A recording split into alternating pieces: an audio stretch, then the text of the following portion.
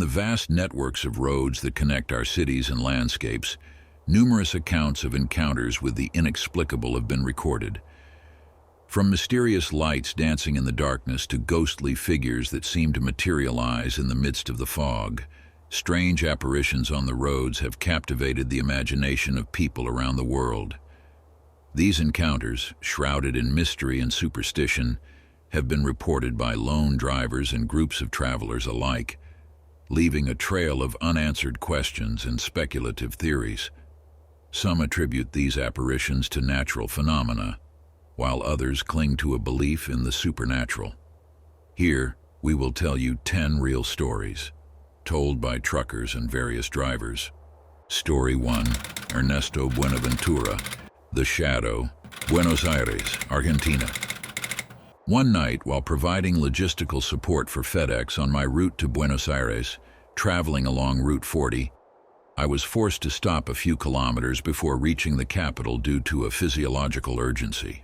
Aware of the solitude and darkness of the road, I decided to turn off all the truck's lights to avoid any unwanted attention. Armed with a flashlight, I ventured into the pitch-black night to attend to my need. However, what I encountered was not what I expected.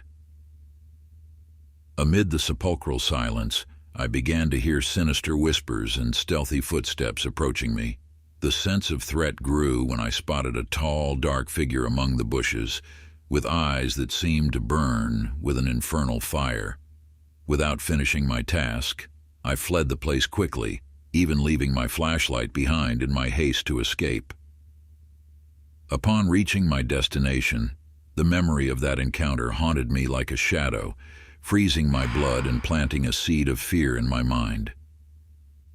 Since then, I have avoided stopping on the road and preferred to face any inconvenience rather than crossing the threshold of the unknown in the darkness of the night again.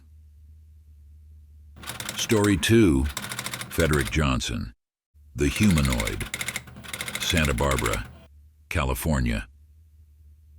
Before joining the company I currently work for, I used to work in refrigerated transport. I vividly remember one day when I left the coast of Hermosa, heading to Nogales, intending to drop off a trailer loaded with watermelons and pick up an empty one.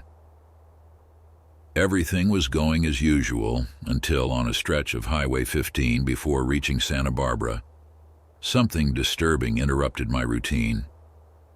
As I was driving, I noticed a livestock truck a few meters ahead of me.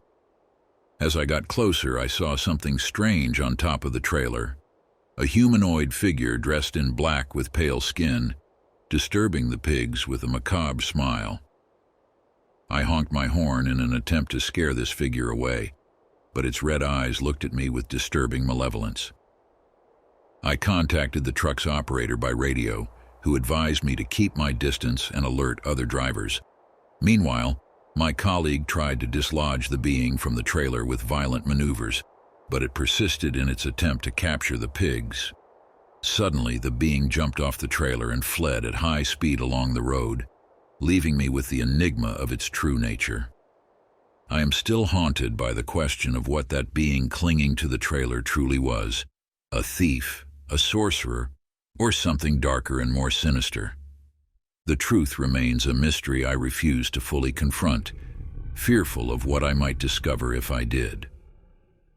Story 3, Mark Theodore, The Ghost on the Highway, Chihuahua, Mexico.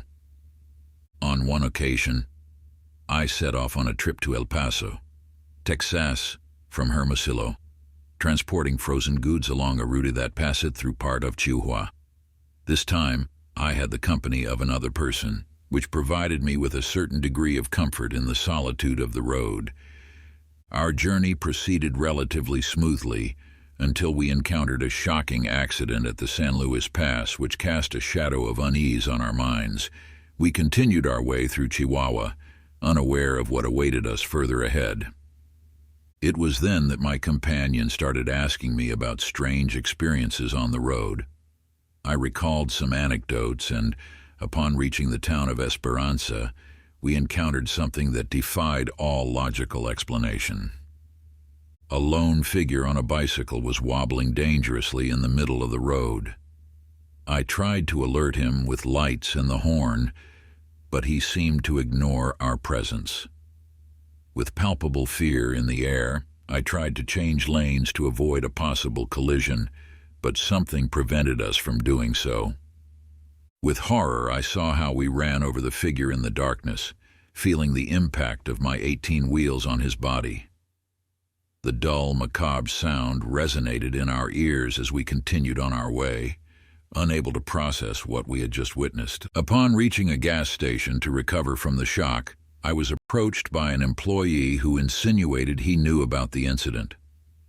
His chilling account revealed that what we had seen was a ghost, the spirit of a man who had lost his life on that very stretch of road some time ago. The reality of what had happened hit us hard, leaving us trembling with fear and wondering if what we had witnessed was real or a product of our tormented imagination. Since then, the memory of that night haunts us like a shadow, reminding us that on lonely roads, the darkest secrets may lurk in the darkness. Story 4. Alfredo Mauconi. Screams and wails. Monterrey, Mexico. When I had to make deliveries to a warehouse in Laredo, Texas, I often found myself on the challenging route between Saltillo and Monterrey. Along that stretch, the radio would mysteriously lose signal, flooding the cab with disturbing static. This anomaly would occur at different points along the way, plunging the atmosphere into an eerie silence, occasionally interrupted by distorted whispers, as if they were voices drowned in water. The most chilling part was when screams and wails would filter through the frequency, freezing my blood and paralyzing my actions. These episodes would render the radio completely useless until, without any explanation, the signal would suddenly return. In my desperation to understand what was happening, I requested frequency verification from colleagues in other transport lines, but none responded. Only one, during a brief signal interval, warned me about the madness lurking in that stretch of road, urging me to ignore the whispers and static. Despite trying to rationalize it, the phenomenon remained an enigma to me. What unknown force was capable of interfering with radios in such an inexplicable manner?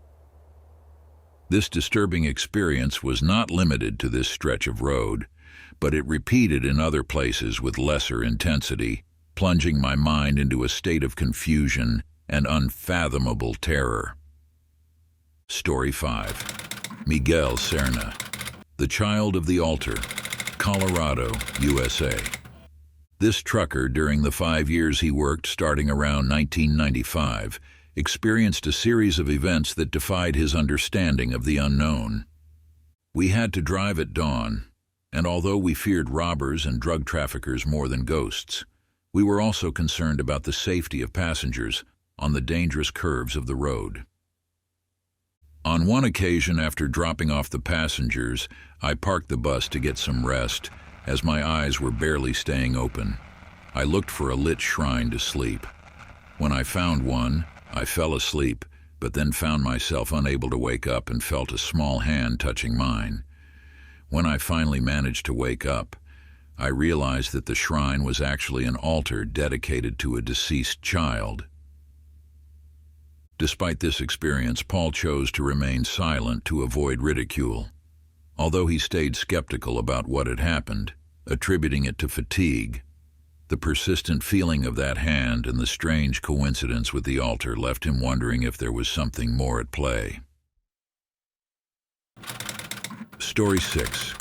Bernacilizan, the figure on the windshield, Route of the Sun, Ecuador. On the dark nights of the Route of the Sun, I ventured through its winding curves, hoping to reach my destination before dawn. As I advanced through the dense fog that enveloped the road, I began to hear sinister whispers that seemed to come from the twisted trees lining the way. Ignoring the chills running down my spine, I continued my journey, but soon realized I was not alone. A pale, ethereal figure began to materialize in front of my windshield, with empty eyes that seemed to penetrate my soul. Unable to look away, I felt an icy cold invade the interior of my vehicle, and my heart pounded in my chest. Terrified, I tried to accelerate, but my efforts were in vain. The ghostly figure effortlessly glided across the hood of the car, filling the interior with an aura of fear and despair. In a last desperate act, I screamed for help into the void of the night, but my words were lost in the ominous silence surrounding the cursed road. Since then, it is said that travelers who venture along the route of the sun at night hear echoes of wailing, forever trapped in the dark embrace of the road of demons, and those who have the courage to seek the truth risk facing the fateful destiny that awaits in the darkness.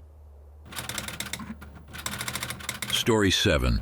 Rafa Hernandez. The Little Boy, Michoacán, Mexico. A few months ago, I was in a convoy heading to one of my usual routes on a seemingly normal and uneventful night. We were traveling with my colleagues, joking and enjoying the trip, while the radio buzzed with the usual conversations among truckers. Our stop at a restaurant in a town in Michoacán, Marabatío, seemed to be just another pause along the way. As we got off our respective trucks, I noticed the presence of a small boy, barefoot and dressed in white clothes, near us. Although it seemed strange, I assumed he was one of the common street vendors in the area and didn't pay much attention to him. However, when we entered the restaurant, the boy followed us, laughing in a disturbing manner. During dinner, I realized that the boy was still sitting next to one of my colleagues, Joel, who seemed unaware of his presence. As we left the restaurant, I expected the boy to have stayed inside, but to my surprise, he had disappeared. When I mentioned the boy to Joel, his surprise was evident, as he claimed not to have seen him at all. Even another colleague, Saul, confirmed that he had not seen any boy during dinner. The unease grew when Joel told me about a son he had lost who used to appear barefoot and smiling, and that several people had seen him in the company of his father. The revelation sent a chill down my spine, not out of fear, but from the sadness of reopening old wounds.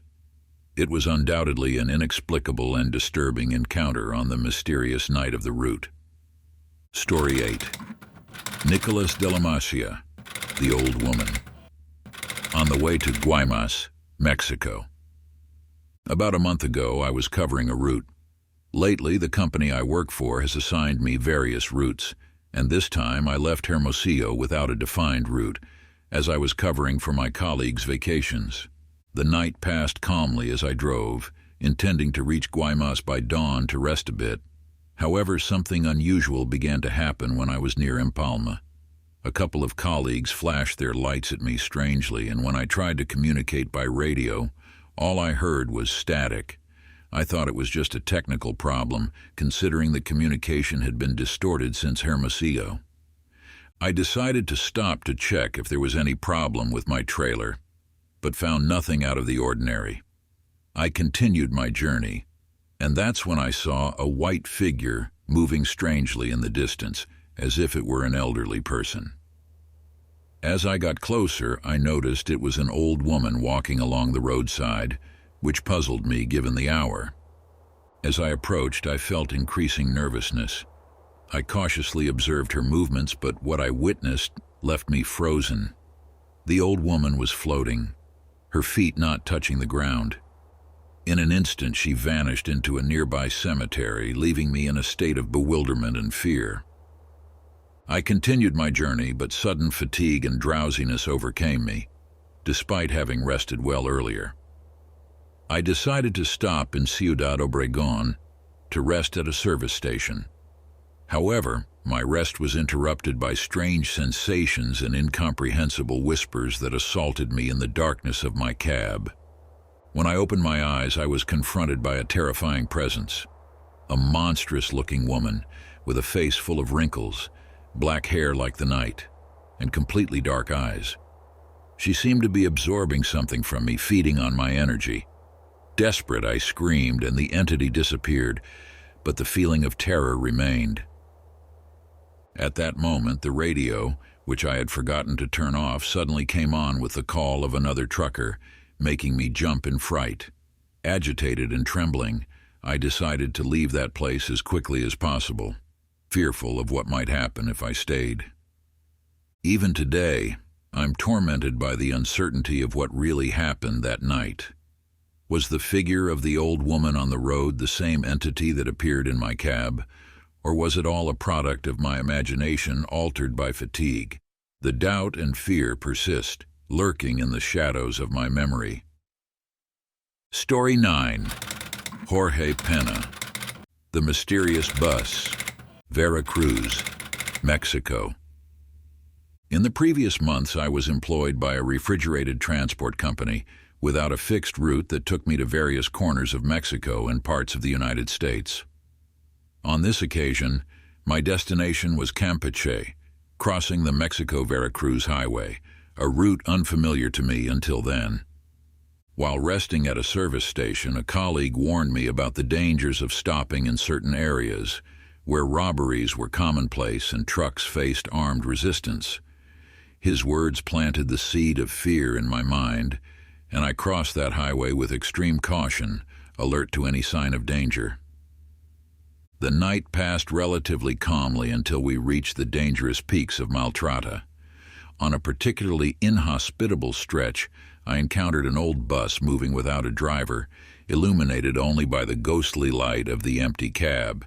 My attempts to share my concern with other truckers were met with ridicule and hostility, so I decided to face the situation alone.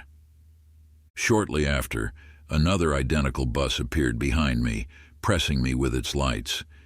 Yielding the way, I watched in horror as it plunged off the road, disappearing into a dark, bottomless abyss. Terrified, I approached the accident site but found no trace of the vehicle or its passengers. The sense of unease intensified when I heard wails and cries in the darkness, though no human presence was visible. Upon returning to my truck, two dark, ethereal figures materialized before me, advancing with a supernatural cadence. Without a second thought, I started my vehicle and fled the scene, leaving behind an atmosphere filled with terror and mystery. At a service station in Orizaba, I shared my experience with a colleague who revealed the chilling story of a bus that had crashed on that same stretch of road. According to him, the place was impregnated with supernatural presences, including sightings of the phantom bus. This was just one of the many harrowing experiences I have encountered on the lonely roads of Mexico. Story 10.